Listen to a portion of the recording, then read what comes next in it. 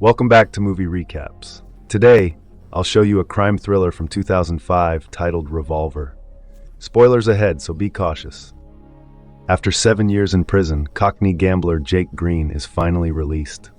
2 years later, he and his brother Billy visit a major local casino to reclaim money owed to them by the owner, crime boss Dorothy Mashaw, while disregarding his bodyguard. Paul advises Jake, allowing him to join his private game. On the way up, Jake hesitates to take the elevator due to his claustrophobia, but the bodyguards remind him they must climb 20 floors. So he gives in and takes the elevator, battling a panic attack. Jake's first bet is a chip toss against another player at the table, which he loses on purpose.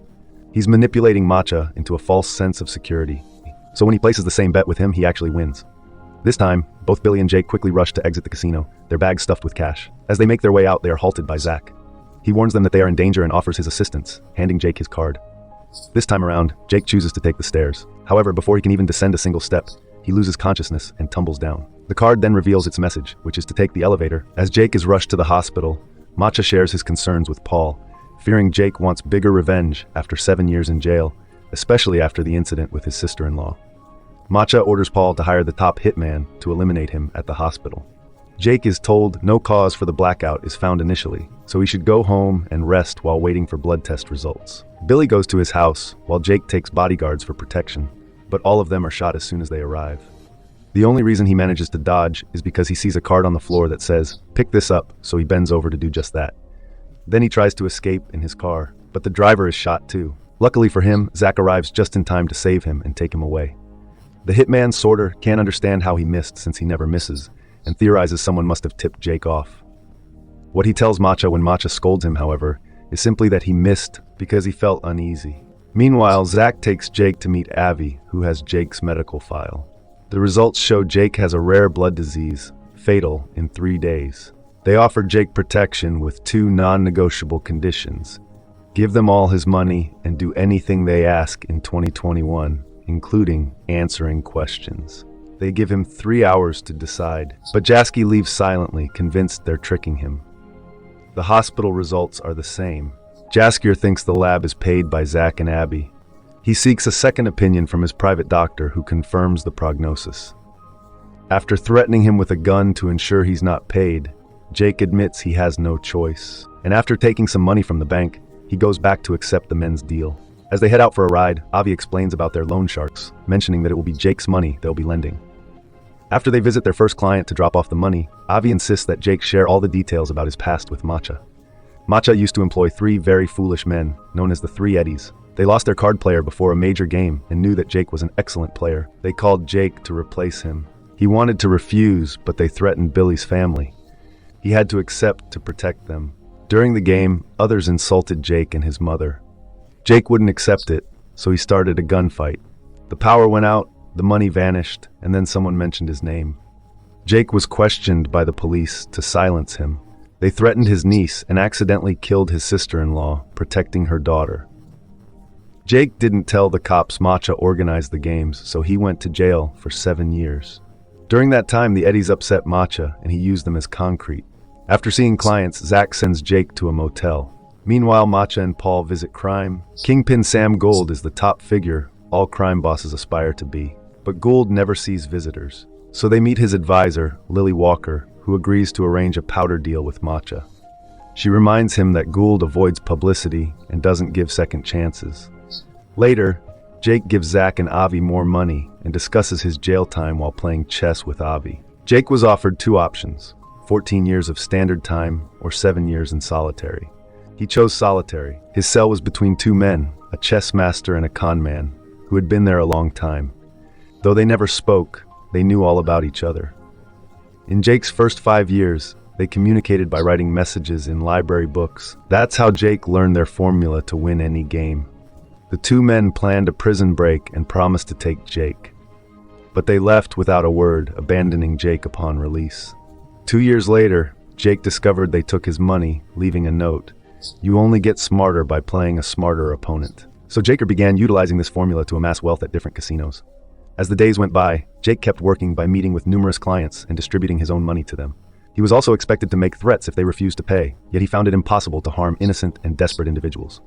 Meanwhile, Avi and Zach were busy chaining a wall side to a truck. When they pulled, they managed to break the wall and successfully steal the safe located on the other side. This safe holds the powder Matcha promised Lily. When he finds out it's stolen, he sends Paul to fix it, whatever it takes. Paul visits rival triad Kingpin Lord John, who agrees to supply the powder quickly, but at a high price. Jake, Zach, Avi, and their team head to the hotel for the exchange. They sneak into a room next to the thugs, make a hole in the wall, and inject sleeping gas, affecting both Matcha's and John's, to sleep. Then they take the money and the powder, making it look like it was Matcha that robbed John, and vice versa. Sometime later, Jake receives a call from Billy, who informs him that he's been asking around and discovered that Zach and Avi are so dangerous that not even gold would deal with them. So he advises Jake to get out of there. Jake doesn't heed the warning and returns to work, where he's expected to shoot a frightened client. He refuses and tries to shoot Avi, but the gun is empty, right before Avi knocks him out. Jake wakes up hours later in the motel and gets a call from Avi saying he's survived his third day. He should get a checkup after his niece and Billy visit, leaving him a gun. Jake sees his doctor, who confirms the diagnosis was wrong. Jake is fine. He attempts to call Avi, demanding some answers, but Avi simply tells him that he'll need to be patient and wait. Meanwhile, Paul has been busy gathering information, and Jake's name has surfaced as being involved in all the issues his men have been experiencing. So Matcha orders him to eliminate Jake. When Jake returns to the motel, Avi and Zach are there waiting for him. They warn him that Matcha's thugs are inside the room waiting for him. Jake quickly runs away, and the men chase after him, but he manages to evade them. This is especially true when one of the thugs accidentally slips and ends up shooting himself by accident. The criminals find the body and blame Jake. Jake visits Abby and Zach, who admit they knew. Jake hadn't told them the full story of his past deal with the Eddies. In 2021, those three clowns awaited Jake's release from prison to kill him, as his actions got them fired by Maka to save himself. He made the Eddies an offer once a month. He promised to give them 3% of any money they would lend him. Initially, only one Eddie took him up on the offer. However, when the others noticed he was true to his word, they all wanted to join in, this time for a 4% return.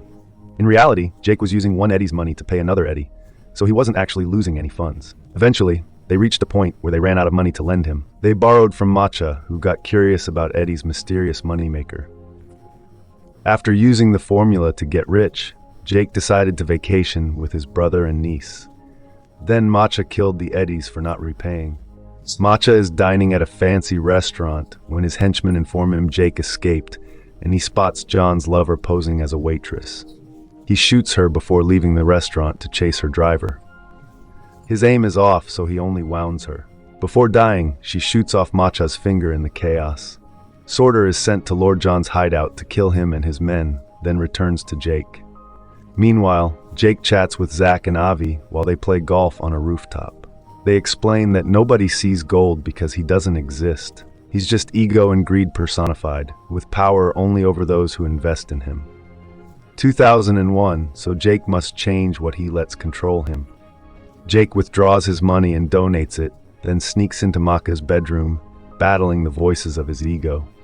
Jake apologizes to Matcha for tricking him, accepts him as the superior crime lord, and tells him, before leaving, he made a donation in his name to confront his fears. Jake takes the elevator, which becomes stuck on the 13th floor. While battling a panic attack, he has a mental conversation where he rejects his ego, finally stepping out of the game as a free man. When the elevator starts working again, Jake arrives at the ground floor and finds Matcha waiting for him with a gun, driven insane by his own ego. However, Jake is at peace and just walks past, driving Maka mad because he can't grasp why someone wouldn't fear him. He cries, realizing his humiliation. The next morning, Paul brings Maka newspapers showing his name everywhere.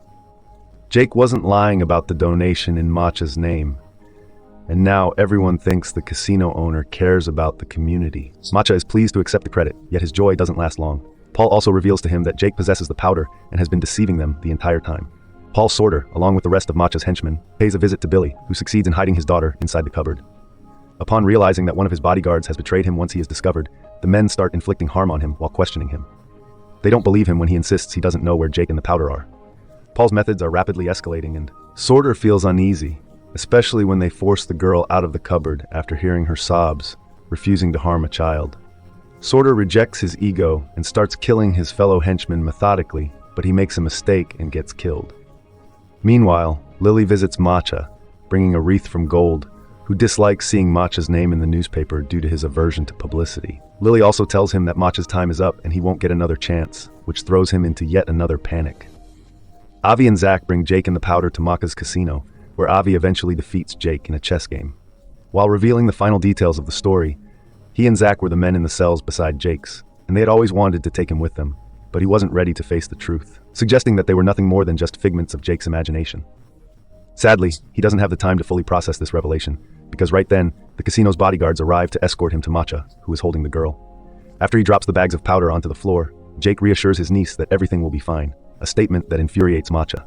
Jake continues to show no fear, even when Matcha is pointing his gun at the child. Humiliation leads the voices in Matcha's mind to conclude Jake can't harm a dead man. So he places the gun to his head and fires. Make sure to subscribe and turn on notifications to see more videos like this. Thanks for watching.